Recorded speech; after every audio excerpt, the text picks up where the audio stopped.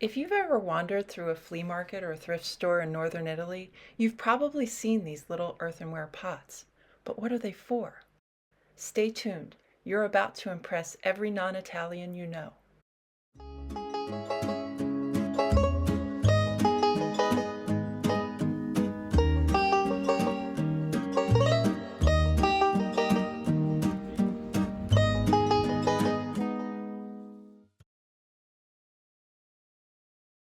This cozy little vessel goes by a few names, which I'm sure I'm butchering.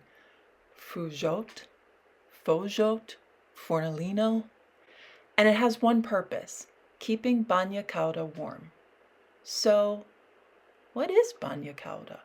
Bagna cauda is Piemonte's iconic winter dish, part dip, part ritual, part excuse to gather with friends.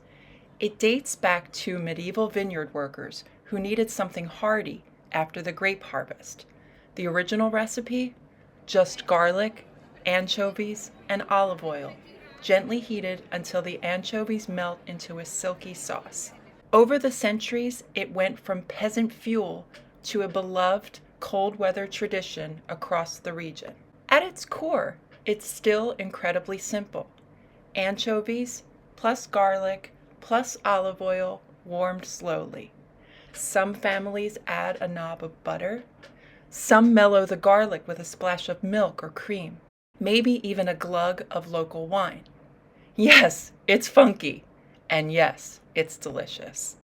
The finished sauce goes into that little pot with a candle underneath to keep it warm, and everyone dips bread and seasonal vegetables. Typical veggies include peppers, fennel, cabbage, boiled potatoes, cauliflower, green onions, but perhaps the most revered delivery method for bagna cauda, the cardoon.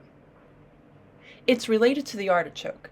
Imagine a giant pale celery stalk with a slightly bitter, nutty flavor.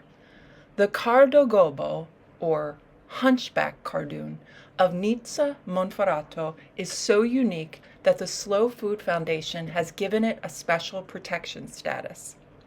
It grows without fertilizers or irrigation in sandy soil. In September, farmers literally bend the plants over and bury them, forcing them to struggle upward for light and turning white in the process. It's basically the superhero of vegetables, and it's the only cardo you can eat raw. Here's Stanley Tucci tasting bagna cauda with a stalk of cardo on his Piemonte episode. Communities host bagna cauda dinners in late autumn and winter. There are cozy village gatherings like the one hosted by our town's Pro Loco last weekend. And one of the most popular is Bagna Cauda Day, which started in 2013. Across the region, village trattorias and even Michelin-starred restaurants prepare the iconic dish over the same weekends for the same fixed price, turning it into a warm, communal celebration full of local wine, music, good company, and very garlicky breath. As a matter of fact, making this video has given me such a craving for more bagna cauda that I made a reservation at a local restaurant for next weekend. So next time you spot one of those little pots at a thrift store, you'll know exactly what it is. And maybe you'll even bring Piemonte's coziest winter tradition home with you.